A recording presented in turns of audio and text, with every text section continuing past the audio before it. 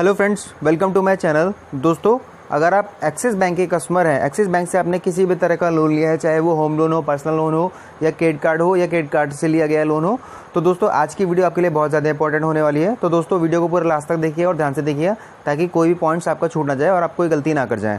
तो दोस्तों, अगर आप भी एक्सिस बैंक के रिकवरी एजेंसी वालों से परेशान है, एक्सिस बैंक के कस्टमर केयर से परेशान है, एक्सिस बैंक वालों से परेशान है कि वो आपको इस लॉकडाउन पीरियड में भी कॉल कर करके आपको परेशान कर रहे हैं लोन के लिए या अपनी ईएमआई के लिए पेमेंट लेने के लिए परेशान कर रहे हैं, तो दोस्तों आज की वीडियो में आपको बताएंगे कि आरबीआई ने क्या गाइडलाइन सेट किए हैं एक्सिस बैंक के लिए, जो कि एक्सिस बैंक के हर रिकवरी एजेंट को और एक्सिस बैंक को फॉलो करना बहुत ज़्यादा ज़रूरी है। तो दोस्तों आज की वीडियो में हम लोग यही सारी बातें आपको करने वाले हैं।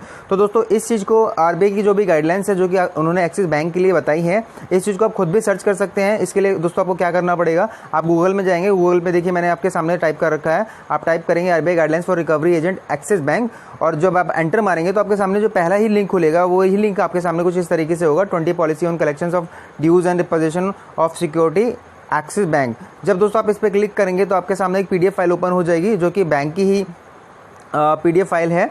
इसमें साफ साफ लिखा हुआ है revise policy on collections of dues and repossession of securities. दोस्तों इसमें बेसिकली आरबीआई की गाइडलाइंस जो मेंशन है वो credit card, personal loan, home loan हर तरह के कस्टमर्स के लिए है, लेकिन यहाँ पर मैं बेसिकली पॉइंट आउट करूंगा जो क्रेडिट कार्ड के कस्टमर या फिर पर्सनल लोन कस्टमर है, तो उनको अगर एक्सिस बैंक के रिकवरी एजेंट्स वाले परेशान कर रहे हैं तो उन कस्टमर्स को इसमें 5-6 तरह की पॉइंट्स दिए हुए हैं। तो इनमें से आपको जो नंबर 2 है जनरल गाइडलाइंस, उस पर फोकस करना है, उस पर ध्यान देना है, क्योंकि ये जो जनरल गाइडलाइंस है ये बेसिकली क्रेडिट कार्ड के कस्टमर और पर्सनल लोन के कस्टमर के लिए मेंशन है। तो दोस्तों अब हम वन बाय वन पढ़ के मैं आपको बता देता हूँ। तो देखिए दोस्तों यहाँ पर साफ साफ लिखा हुआ है revise policy on collection of dues and repossession of security, revise policy on collection of dues and repossession of security, this is with reference of to the bank adoption of code of conduct Code of Commitment to Customers formulated by Banking Codes and Standards Boards of India BCSBI, a self-regulatory body formulated by RBI with an objective of setting maintain standard। Basically यहाँ पर दोस्तों ये बताया गया है कि RBI ने सभी बैंकों के लिए एक स्टैंडर्ड प्रोसीजर को फॉलो करने के लिए बताया गया है और ये पॉलिसी बनाई गई है जिनको कि आरबीआई के द्वारा बनाई गई हैं और एक्सिस बैंक के सभी कस्टमर केयर के बंदों को और बेसिकली एक्सिस बैंक के सभी एजेंसी को फॉलो करना है। तो इंट्रोडक्शन में आप सारी चीज़ें फुल एंड प्रॉपर डिटेल से पढ़ लीजिए ताकि कोई भी चीज़ आप मिस ना कर जाए। अब चलते हैं दोस्तों बेसिकली जनरल गाइडलाइंस पे, जो कि क्रेडिट कार्ड के लिए और पर्सनल लोन वाले कस्टमर के लिए बहुत ज़्यादा इंपॉर्टेंट है अगर आपको एक्सिस बैंक के रिकवरी एजेंट परेशान कर रहे हैं। तो दोस्तों यहाँ पर हम लोग स्टार्ट करते हैं, जनरल गाइडलाइंस में पढ़ते हैं। The policy is based on the following guidelines, policy in rule पर बनाई गई है। Axis Bank seeks to be the preferred financial solution provider, excellence in customer delivery through inside empowered employees and smart use of technology. The policy on customer grievance redressal aims to retain the bank's core value। Basically यहाँ पर उन्होंने बताया कि policy को main follow करने के लिए इसने बताया ताकि पॉलिसी बैंक्स की जो कोर वैल्यूज हैं उनको आप रिकवरी एजेंट्स फॉलो करें और बस कस्टमर के साथ किसी भी तरीके से कस्टमर के साथ काम करते हुए एथिक्स को, ट्रांसपेरेंसी को, टीम वर्क को और ओनरशिप को मेंटेन करके चलें ताकि कस्टमर को किसी भी तरह से ग्रीवेंस ना पैदा हो। तो ये सारी चीज़ें इन्होंने यहाँ पर बेसिकली बताया गया। The policy would also ensure the redressal would be fair, consistent and in accordance with an extant rule and regulation. तो दोस्तों अब हम यहाँ पे पढ़ते हैं silent features of the policy. यहाँ ये मीन स्टार्ट होता है आपका number A, all communication to the customer are in writing by telephone और through personal visit.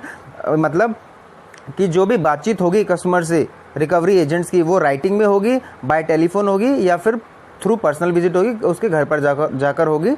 The customer is contact bye telephone on the numbers provided by him or in telephone application by fill form in the time of loan taking modified intervention in the bank. If the customer is not responding, not reachable over telephone or not paying even after telephonic request, the bank representative will make personal visits to customer residence workplace during reasonable hours of the day।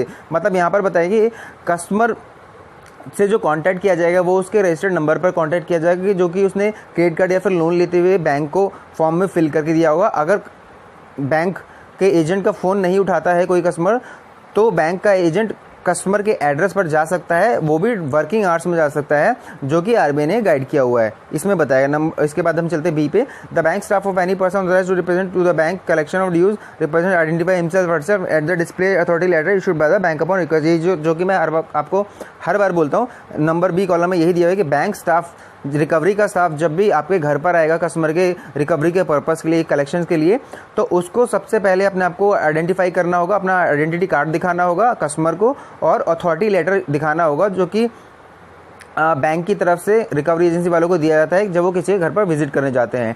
और ये वो तब दिखाएगा जब customer उससे मांगता है। तो इस ध्यान रखिएगा दोस्तों, मैं हर वीडियो में आपको बोलता हूँ कि जब भी आपके घर पे कोई रिकवरी एजेंसी आए तो उनसे लेटर, अथॉरिटी लेटर ज़रूर मांगे ताकि प्रूफ हो सके कि बैंक ने ही उसको भेजा है, वो अपने मन से मुंह उठा के आपके घर पर नहीं चलाया है। The bank respects privacy of its borrower, इस नंबर सी में दिया गया। इसका मतलब कि जो बैंक है उसको आपकी प्राइवेसी का बहुत ध्यान रखना पड़ेगा, जो भी कर्जदार है उनके कस्टमर्स का।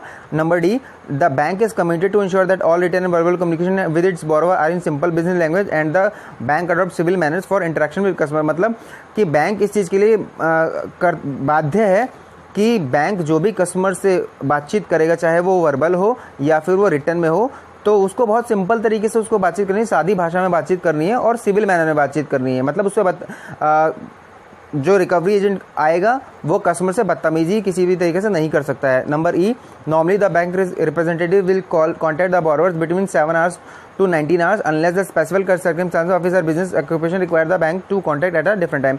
मतलब कि जो रिकवरी एजेंट आपके घर पर आएगा या फिर बैंक का जो भी बंदा आपके घर पे विजिट करेगा वो सुबह 7 बजे से लेकर शाम के 7 बजे तक ही विजिट कर सकता है, अनटिल अनलेस कि आपका कोई बिजनेस आवर्स इस बीच में चलता हो तो आप उसको उसके बाद बुलाना चाहें डिफरेंट टाइम पर, तो वो भी डिफरेंट टाइम आपका हद से 9 बजे तक हो सकता है रात के, उसके बाद वो आपके घर पर नहीं आ सकता है।